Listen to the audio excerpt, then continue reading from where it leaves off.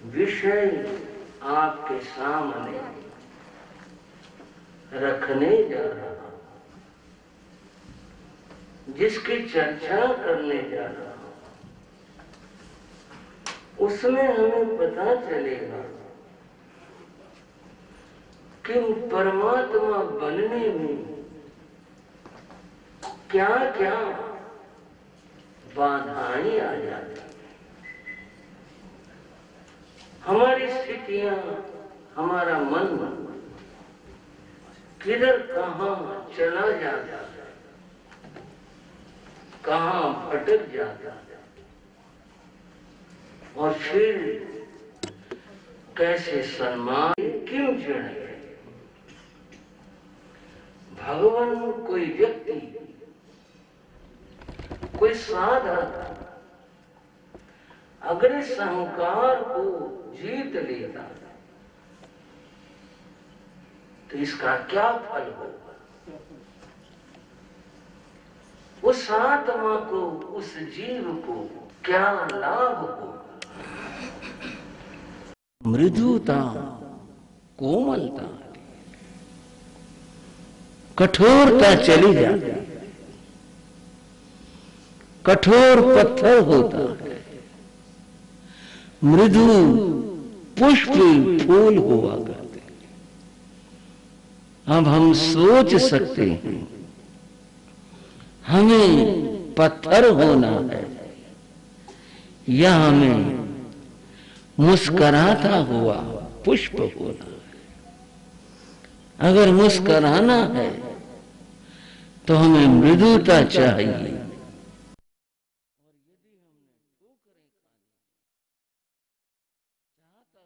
नहीं ठोकर खाना, परंतु पत्थर को ठोकर खानी पड़ती, ठोकरें खानी है तो फिर पत्थर होने की बात है। और पत्थर वह होगा जो अहंकारी होगा। बंधु, कुछ बच्चे या युवा खेल रहे थे और वो खेल था उनका फुटबॉल। फुटबॉल से खेल रहे थे, फुटबॉल खेल रहे थे। कुछ बालक इधर थे, कुछ बालक इधर थे। फुटबॉल थी, वो इधर जाती तो वहां उसे ठोकर मारी जाती, वो इधर जाती, इधर वाले बालक उसे ठोकर मारते और वो यूं ठोकर खा रही थी, उधर भी, इधर भी, इधर भी, उधर भी। एक संयोग बना, विचित्र संयोग बना। जहां वे बालक खेल रहे थे वहां से एक मार्ग गुजरता था, लोग आ जा रहे थे। उस रास्ते से उस समय जब बालक खेल रहे थे, एक संत गुजर रहे थे। संत अपने में थे, बाहर कौन क्या कर रहा उन्हें कुछ नहीं। वह फुटबॉल संयोग था, उनके चरणों में जा गया। हाँ जी भाइयों, कहां आश्रय मिला उसको? संत के चरणों का। वहां संयोग था, बन गए। वहां ठोकर लगी थी, उछली और संत के चरणों में जा गिरी और वो ठहर गई। अब थोड़ा सा संवाद है, आप इसमें नहीं जाएंगे कि जड़ चीज बोलती है नहीं बोलती है। कई बार कहने वाला, कहानी कहने वाला उसकी ओर से बोलता है। फुटबॉल बोली, महाराज मैं आपकी शरण में आई, मैं बहुत दुखी हूं, मैं जिधर भी जाती हूं, जिसके पास जाती हूं, सब मुझे ठोकर मारते हैं। जिधर जाती हूं ठोकर लगती है। महाराज मुझे बचाओ, मैं आपकी शरण में आई हूं, इन ठोकरों से बचाओ।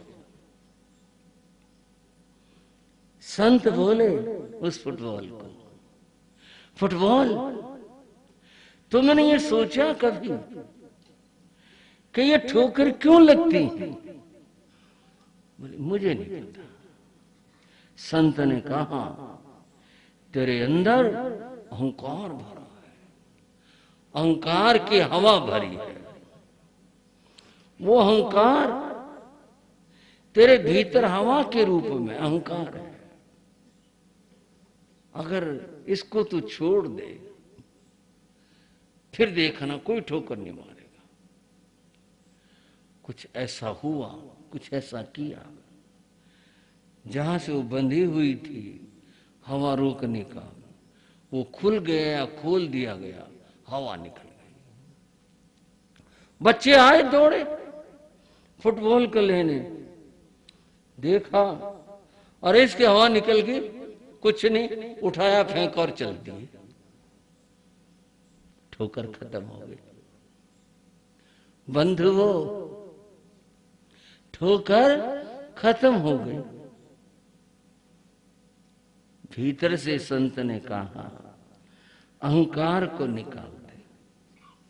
तेरे भीतर अहंकार हवा के रूप में है, इसे निकाल दे, फिर कोई ठोकर नहीं है, कोई ठोकर नहीं मारेगा। यह काल्पनिक कहानी है।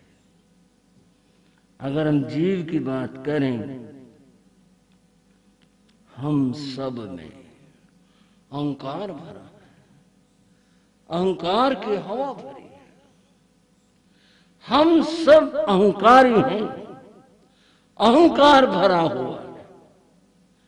और अहंकार भरा हुआ है तो फिर संसार में ठोकर भी खा रहे हैं। जिस दिन जिस पल ये हमारा अहंकार हट जाएगा, निकल जाएगा, फिर संसार की भटकन भी खत्म हो जाएगी।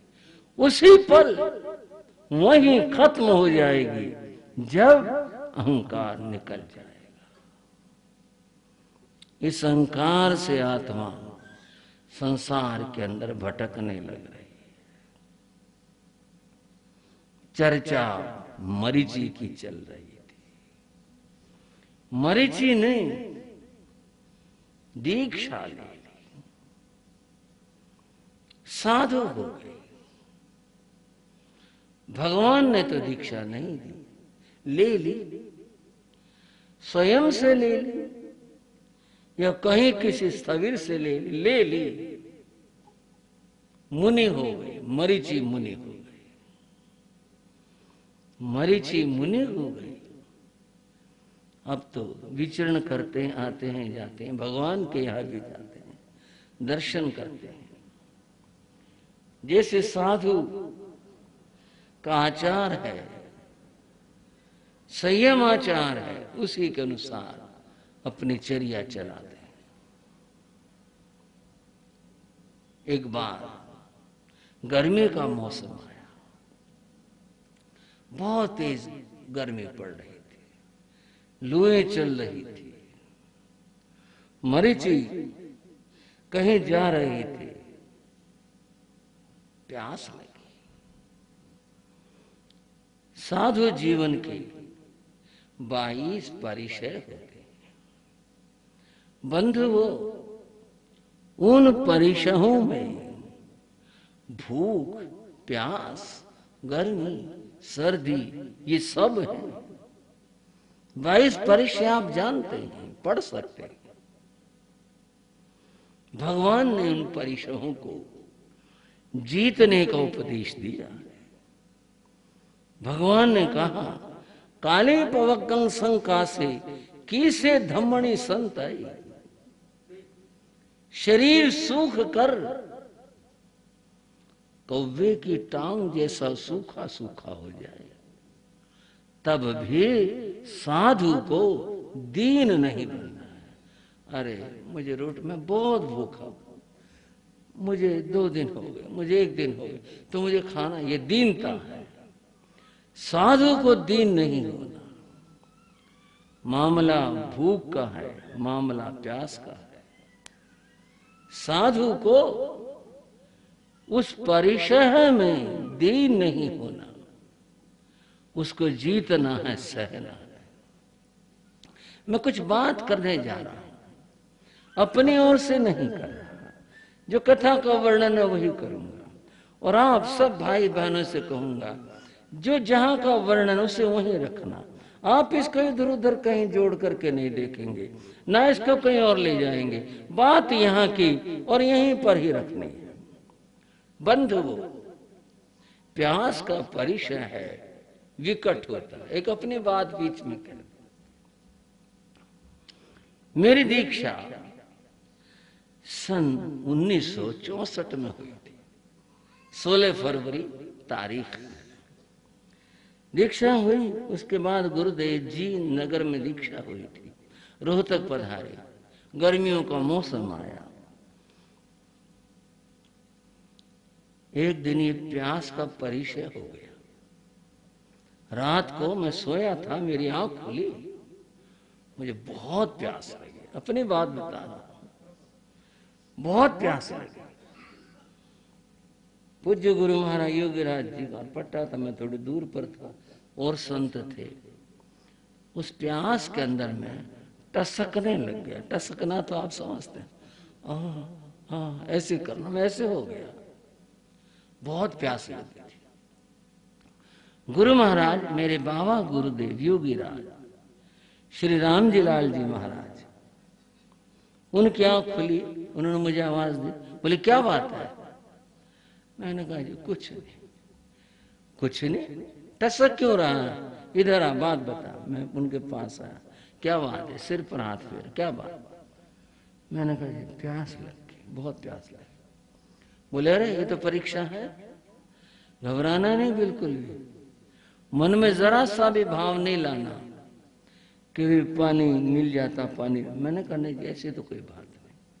बोले कुछ नहीं, अरे घबराया नहीं करते, हौसला रखना है। मैंने कहा ले मंगली सुन ले। मैं उनके चरणों में बैठ गया, उन्होंने मंगल पाठ की कृपा की। और उसके बाद में, जैसे आप यूं समझ लो, ये फट्टा था, इधर ज्यादा जगह थी, उधर कम जगह थी, आगे फिर दीवार थी। मेरे से बोले तो यहां आसन लगा ले। मेरी समझ में बात यूं नहीं आई। उधर तो हवा बिल्कुल भी नहीं थी, आगे दीवार थी, इधर पट्टा था, दरवाजा उधर था। मैं बोला तो कुछ नहीं, पर मैंने सोचा यहां तो और भी गर्मी लगेगी। बोले तो यहां लगा ले। आपकी भी समझ में नहीं आई हो, मेरी समझ में नहीं आई, लेकिन मेरी इतनी हिम्मत नहीं थी जब उनके आगे बोलता कि जी यहाँ तो गर्मी, मैं तो यहाँ लगा। उन्होंने कहा तो यहाँ लगा ले। मैंने वहां लगा लिया। मुझे नहीं पता क्या हुआ, मेरे को तो तब पता लगा जब सुबह हमारे थे भगत श्री शिवचंद जी महाराज, उन्होंने कहा उठ ले भाई, उठ ले, समय होगा प्रतिक्रमण का, खड़ा उठ ले। क्यों नहीं? ऐसी नींद आई, ऐसी नींद आई। तब समझ में आया कि इन्होंने अपने पास सुला करके ये क्या कृपा करी उन्होंने, क्या हुआ। मैं अगर सोचता था वहां कैसे रात बीतती, मैं तो ऐसा सोया, ऐसा सोया, सुबह जगाए से ही उठा। बंधुओं, ये साधु जीवन के संस्मरण होते हैं, प्रसंग होते हैं। मरीचि उस दिन आहत हो गया।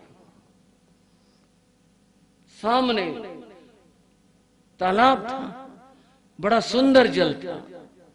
उसने कहा पता नहीं क्या ये बना दिए नियम भगवान ने, बताओ अब पानी सामने है, पी नहीं सकते। उस दिन उसने अपनी धारणा बना ली, और धारणा यह बना ली कि नहीं, पानी का क्या, तो जीने का साधन है, ये पानी ऐसा लाओ ऐसा लाओ, कुछ नहीं, पानी जो मिले वो पी लेना चाहिए। एक कदम इस दिशा में चला गया। और बंधुओं, यूं अब उसकी दिशा बदलने लगी। इस दिशा बदलने के अंदर जो परिवर्तन उसके जीवन के अंदर आए, चलते हुए पांव जलते थे, उसने कहा नहीं, कष्ट पाने में क्या है, फिर कह रहा हूं इधर उधर आपने कहीं नहीं मन भटकाना, केवल कथा में ही रखना है, यहीं तक समझना। पांव में उसने खड़ाव डालनी शुरू कर दी, ऊपर से धूप लगती तो उसने फिर छत्र लगाना शुरू कर दिया। केश लुंचन करना मुश्किल काम है, उसने क्षुरमुंडन ये करना शुरू कर दिया। कपड़ों को भी उसने कुछ अपने अलग पहचान दे ली, काशाय वस्त्र, भगवा कपड़े, ऐसा उसने धारण करना शुरू कर लिया। और एक उसने त्रिदंड लिया, वह अपने हाथ में रखने लगा अपनी पहचान के अंदर। इनकी फिर व्याख्याएं भी उसने अपनी तरह से की। त्रिदंड से उसने कहा मन वचन काया को मुट्ठी में रखना। उस मुट्ठी में रखेंगे तो बात डंडा थोड़ी रखेगा, मुझे तभी बात बन पाएगी। उसने जो जो अपनी बातें सोची उसकी अपनी व्याख्या की, पर एक बात रही, इस सब के बाद भी वो महसूस करता था मैं ये सब सहन नहीं कर सका, मुझसे हो नहीं सका, बहुत मुश्किल काम है। चलो मैंने अपना रास्ता बना लिया, अब मैं इसी रास्ते पर चलूंगा। और उसने यानी मरीचि ने इस रास्ते पर चलना शुरू कर दिया। आपको ये तो याद होगा ही, ये मरीचि का जीव, यह आत्मा कौन है, कहां से आई थी पीछे, नए सार का जीव है। हाँ जी, वो तो ठीक है, लेकिन मूलतः वहां से आई है ये आत्मा।